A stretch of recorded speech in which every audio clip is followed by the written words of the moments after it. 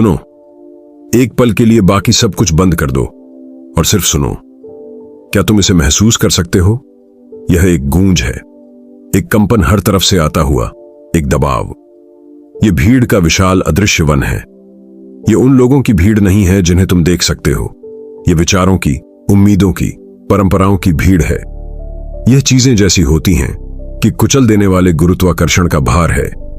यह तुम्हारे जन्म के पल से ही तुमसे कानाफूसी करती है। स्कूल जाओ, अच्छे नंबर लाओ, एक सुरक्षित नौकरी पकड़ो, घर खरीदो, उसी रास्ते पर चलो जिस पर सब चलते हैं। ज्यादा होशियार मत बनो, ज्यादा अलग दिखने की कोशिश मत करो। घुल मिल जाओ। यह हौसत की लोरी है जिसे उन अरबों लोगों की भी गा रही है जिन्होंने अपनी आत्मा की पुकार के ऊपर आराम को चुना, अपनी संप्रभुता के ऊपर सुरक्षा को चुना। वे एक साथ चलते हैं। एक विशाल स्लेटी रंग की नदी जो ठीक ठाक है कि समुद्र की ओर बह रही है। उन्हें अपनी संख्या में गर्मी मिलती है, अपने मिलते जुलते विचारों में मान्यता मिलती है। वे एक ही बार देखते हैं, एक ही चुटकुलों पर हंसते हैं और एक ही डर से कांपते हैं। वे अनुमान के योग्य हैं, वे नियंत्रण के योग्य हैं और वे धीरे धीरे चुपचाप खतरनाक रूप से घुल रहे हैं, अपनी वैयक्तिकता की धार खो रहे हैं, जब तक कि वे उस आदिम निराकार द्रव्यमान का हिस्सा न बन जाएं। और तुम उस दबाव को महसूस करते हो। तुम जानते हो कि मैं किस बारे में बात कर रहा हूं। यह एक शारीरिक एहसास है। यह तुम्हारी छाती में एक अलग जकड़न है जब तुम कुछ अलग करने का सोचते हो। यह तुम्हारे पेट में एक अलग डर है जब तुम उस रास्ते से हटने का सपना देखते हो जिसे तुम्हारे लिए चुना गया है। यह लोग क्या कहेंगे कि फुसफुसाहट है, एक ऐसा है जो उत्वाकांक्षा को मार देता है। भीड़ तुमसे नफरत नहीं करती, नहीं, इससे भी बदतर है, उसे तुम्हारी परवाह ही नहीं है। तुम उसके लिए सिर्फ एक और बूंद हो उस नदी में। अगर तुम संघर्ष करते हो तो यह तुम्हें धीरे से वापस खींच लेगी। अगर तुम छलांग लगाने की कोशिश करते हो तो यह तुम्हें नीचे खींच लेगी। यह कहते हुए नहीं कि मत करो, बल्कि यह कहते हुए कि क्यों परेशान होते हो। यहां कितना आरामदायक है, लेकिन तुम्हारे अंदर कुछ है, कुछ अलग।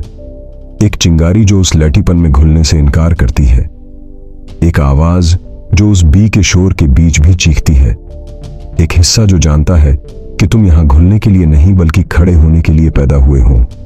तुम यहां एक प्रतिध्वनि बनने के लिए नहीं बल्कि एक आवा बनने के लिए आए हो। आज हम उसी हिस्से के बारे में बात करेंगे।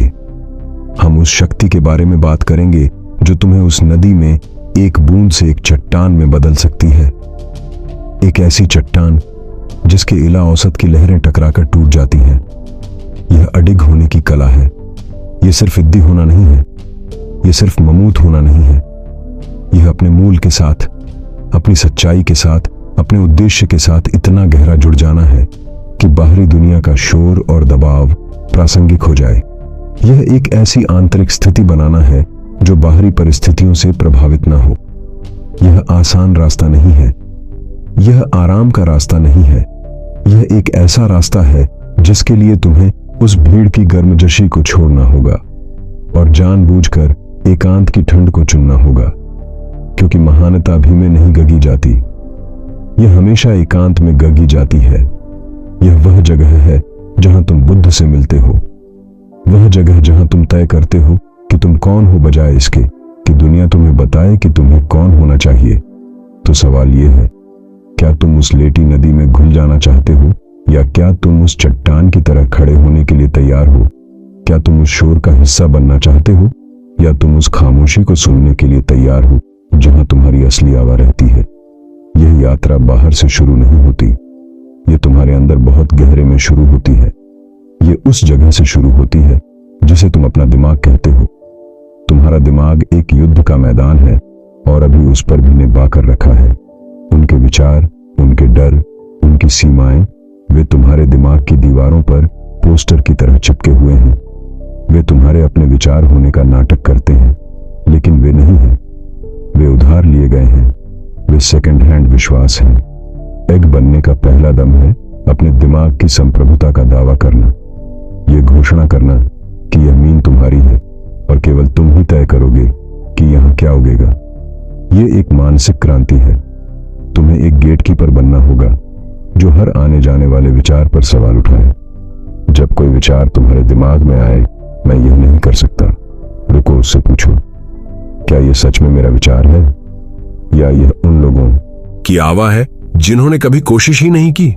जब कोई डर सामने आए, अगर मैं असफल हो गया तो रुको, उससे पूछो, क्या यह एक वास्तविक तरह है या यह भी का डर है जो मुझ पर थोपा गया है ताकि मैं तार में बना रहूं। यह एक अथक प्रक्रिया है। यह अपने दिमाग के बगीचे से जंगली घास को लगातार उखा फेंकने जैसा है, और जब तुम इस घास को सार कर दोगे तो तुम्हें एक गाली उपजाऊ मीन मिलेगी। अब तुम उस पर क्या बोगे? तुम यहां पर विश्वास का बीज बोते हो, और मैं उम्मीद या आशा की बात नहीं कर रहा। विश्वास कोई लॉटरी का टिकट नहीं है कि शायद तुम जीत जाओगे। विश्वास एक हथौड़ा है। यह वास्तविकता को अपनी इच्छा के अनुसार आकार देने का एक उपकरण है। यह एक निर्णय है। यह उस परिणाम को देखने की क्षमता है जिसकी तुम इच्छा रखते हो, इससे पहले कि उसका कोई भौतिक प्रमाण मौजूद हो। राइट? बंधुओं को देखो, जब वे अपनी कार्यशाला में उस अजीबोगरीब मशीन पर काम कर रहे थे तो इन्हें क्या देखा? दो साइकिल मैकेनिक जो एक असंभव सपने के पीछे अपना समय और पैसा बर्बाद कर रहे थे। उन्होंने उपहास किया, मार्क उड़ाया, क्योंकि भी केवल वही देख सकती है जो पहले से मौजूद है। लेकिन राइट बंधुओं ने क्या देखा? उन्होंने पंख देखे, उन्होंने हवा के दबाव को महसूस किया, उन्होंने बादलों के बीच से रास्ता देखा। उनके दिमाग में वह उस मशीन को उगा चुके थे। हजारों बार उनके लिए उगाने की संभावना नहीं थी।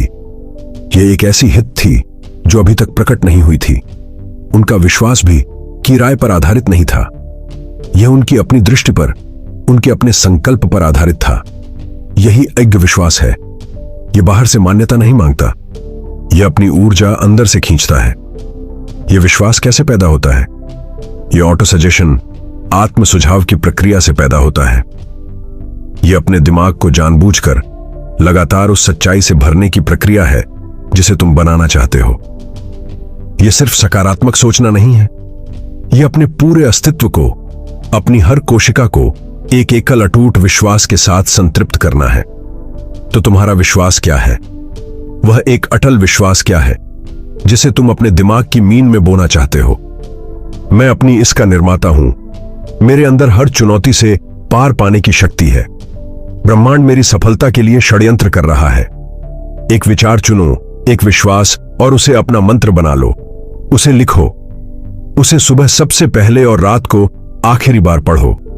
उसे तब तक दोहराओ जब तक वह तुम्हारे कानों की सुनी हुई आवाज ना रहकर तुम्हारे ऊन की गूंज ना बन जाए। पहले तो यह अजीब लगेगा।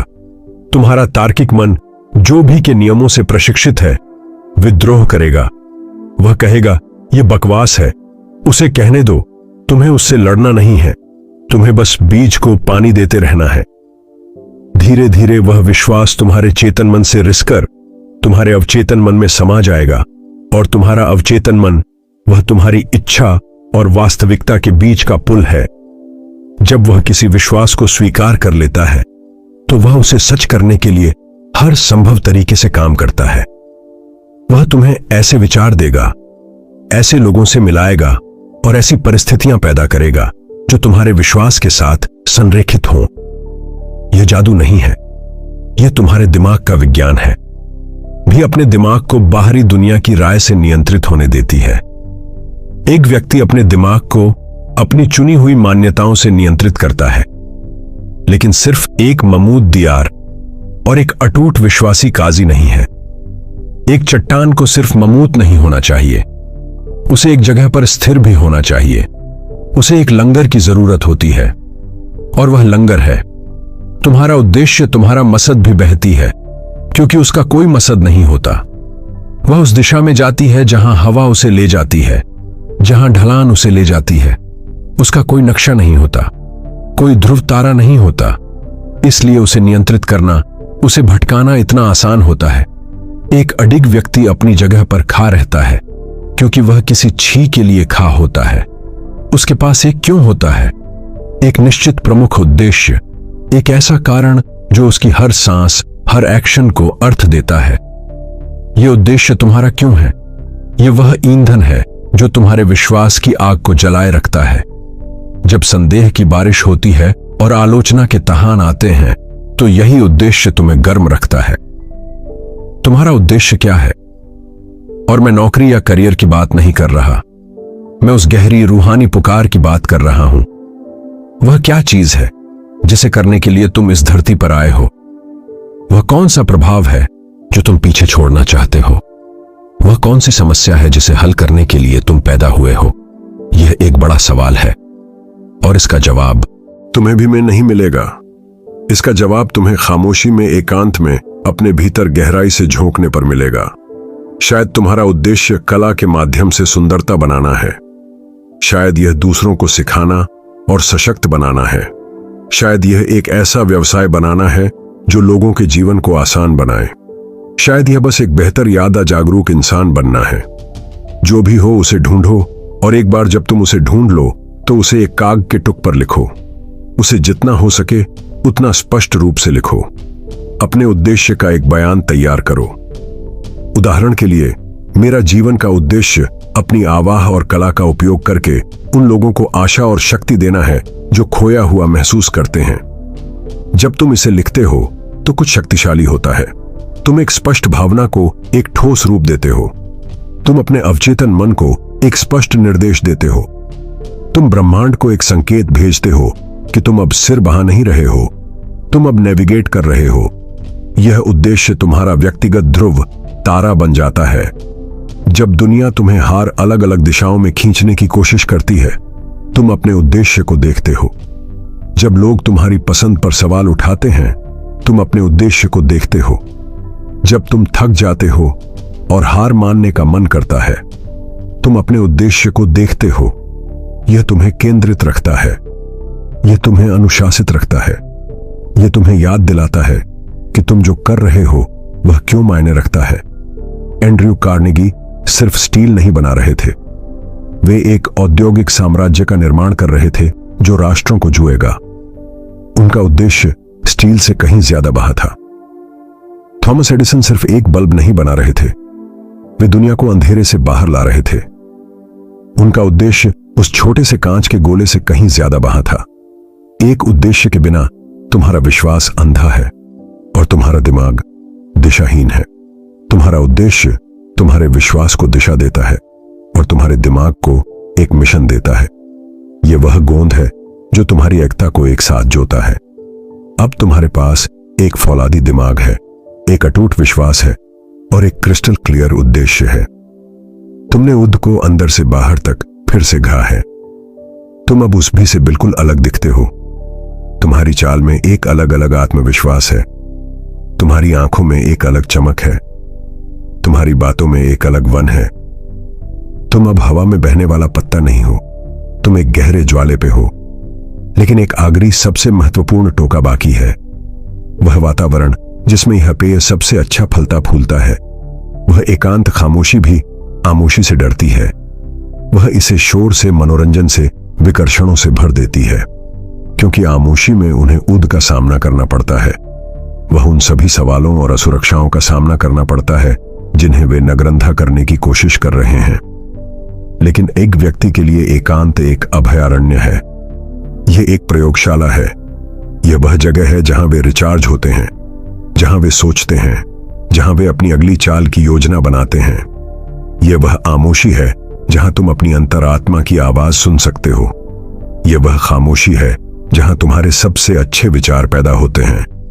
यह वह खामोशी है जहां तुम बाहरी दुनिया के शोर से कटकर अपनी आंतरिक शक्ति से फिर से जूते हो। तुम्हें अपनी जिंदगी में जानबूझकर एकांत के लिए समय निकालना होगा। यह सुबह 15 मिनट जल्दी उठना हो सकता है, यह लंच ब्रेक में अकेले टहलना हो सकता है, यह वीकेंड पर कुछ घंटे बिना किसी डिवाइस के बिताना हो सकता है। यह वह समय है जब तुम अपने दिमाग के बगीचे की देखभाल करते हो। यह वह समय है जब तुम अपने उद्देश्य के ध्रुव तारे को फिर से देखते हो। यह वह समय है जब तुम अपने विश्वास को ममूत करते हो। फिर तुम्हें इसके लिए दोषी महसूस कराएगी। वह कहेंगे कि तुम असामाजिक हो, कि तुम अजीब हो। उन्हें कहने दो, तुम वह काम कर रहे हो जो वह करने से डरते हैं। तुम उनका सामना कर रहे हो, तुम अपनी कुल्हाड़ी तय कर रहे हो। तो अब यह सब तुम्हारे सामने है। एकक बनने का भी से अलग दिखने का खाका। यह कोई रहस्य नहीं है, यह कोई जादुई गोली नहीं है, यह एक चुनाव है। और उसके बाद यह एक दैनिक प्रति घंटा प्रति मिनट का अभ्यास है। यह उस लेटी नदी के किनारे खड़े होकर यह फैसला करने का चुनाव है कि तुम उसमें दम नहीं रखोगे। यह मोने और पहा पर और चना शुरू करने का चुनाव है, भले ही रास्ता अकेला और खाओ, क्योंकि पहाड़ की चोटी से जो नारा दिखता है वह नदी में बहने वाली भी कभी नहीं देख पाएगी। बातचीत का समय समाप्त हो गया है, विश्लेषण का समय समाप्त हो गया है। तुम्हारे अंदर की वह आवा, वह चिंगारी, वह अब और इंतहार नहीं कर सकती।